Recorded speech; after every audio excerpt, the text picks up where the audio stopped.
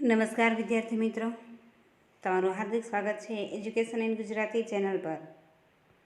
આજનો આપણો ટોપિક છે લોકડાઉન ટેસ્ટ. તેમાં જોઈએ ધોરણ 8 વિષય હિન્દી. કુલ ગુણ છે 25 અને 25માંથી 25 ગુણ મેળવનાર વિદ્યાર્થીની છે બાલસ જીનલ. તો જોઈએ એમાં પહેલો પ્રશ્ન છે તે 4 માર્ક્સનો છે અને તે છે કે નિમ્નલિખિત પ્રશ્ન કે उत्तर 1-2 વાક્ય में लिखो. તેમાંથી આપણે કોઈ પણ 4ના જવાબ છે તે લખવાના છે. તેમાં પ્રશ્ન પહેલો છે કે आजकल पत्र किस किस माध्यम से एक दूसरे तक पहुंचते हैं. जवाब से आजकल पत्र डाक, कुरियर और ईमेल के माध्यम से एक दूसरे तक पहुंचते हैं. ત્યારબાદ બીજો પ્રશ્ન છે ભદ્રેશ્વર क्यों प्रसिद्ध है. તેમાં આવશે ભદ્રેશ્વર जैनों का अति प्राचीन यात्रा धाम है.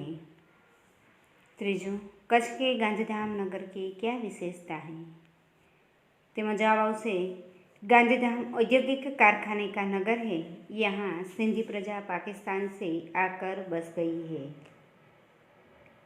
ત્યારબાદ ચોથો પ્રશ્ન प्यार के अभाव में जगत कैसा है. તેમાં છે प्यार के अभाव में जगत जलते हुए रेगिस्तान जैसा है. ત્યારબાદ પાંચમો પ્રશ્ન છે सूरज का संदेशा किसको नहीं मिला.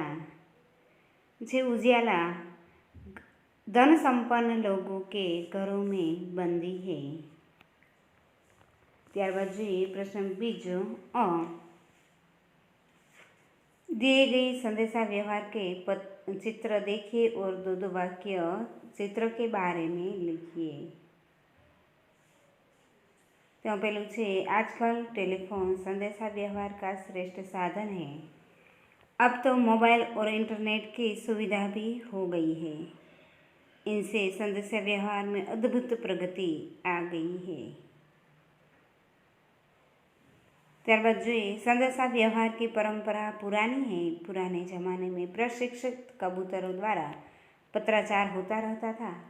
फिर यह काम संदेशवाहकों द्वारा होने लगा.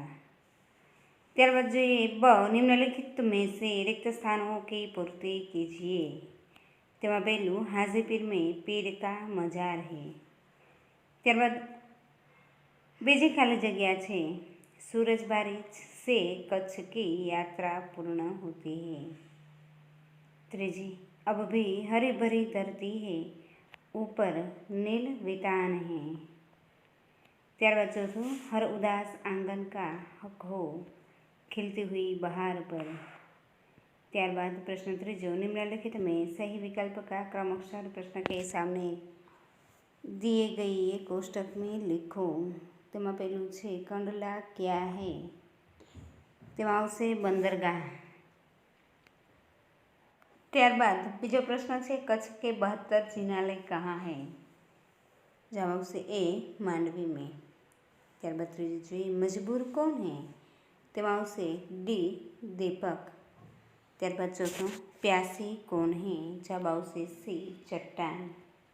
पाँचवें कवि किसे न बांटने के लिए कहता है. जवाब આવશે बी इंसान को. ત્યારબાદ જોઈએ प्रश्न 4 निम्नलिखित प्रश्नों के उत्तर लिखो. तो मैं पहला प्रश्न है इंसान को बांटने का अर्थ क्या है. विस्तार से लिखिए. तेरा जवाब है इंसान को बांटने का अर्थ है सभी मनुष्यों के समान दृष्टि से न देखना.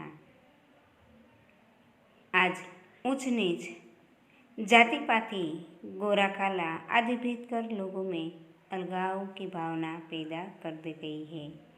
सभी मनुष्यों के रक्त में एक जैसी लालिमा है. उनमें एक जैसी भावनाओं को अनदेखी कर केवल उनके बाहरी स्वरूप पर ध्यान दिया गया है. इस प्रकार इंसान का बंटवारा किया गया है. ત્યારબાદ પ્રશ્ન બીજો कच्छ के ऐतिहासिक स्थल के संदर्भ में 4-5 वाक्य लिखिए. તેમાં જોઈએ कि सामखियाली के उत्तर में धोलावीरा एक ऐतिहासिक स्थान है. यहाँ भारत की अति प्राचीन मोहनजोदड़ो संस्कृति के अवशेष पाए जाते हैं. लगभग गुरु नानक की स्मृति से प्राचीन स्थल है। किसी समय यहाँ एक समृद्ध नगर था। यहाँ का किला पुराने इतिहास की याद दिलाता है। ત્યારબાદ બ નિમ્નલિખિત શબ્દકોશ કે ક્રમ में लिखो। તેમાં ઉદાસ, गिरिजाघर, बंदी, सागर। ત્યારબાદ प्रश्न 5मो છે अ निम्नलिखित परिच्छेद का मातृभाषा में अनुवाद कीजिए। તેના 3 માર્ક્સ છે। તો જોઈએ આજે તારીખ 10 ઓગસ્ટ 2013 રાત્રે ઊંઘ આવતી ન હતી, આનંદનો પાર ન હતો, ક્યારે સવાર પડે તેની રાહ જોતો હતો, સ્કૂલમાંથી પર્યટનમાં જવામાં આનંદમાં કલ્પના કરતાં કરતાં મને ઊંઘ આવી ગઈ।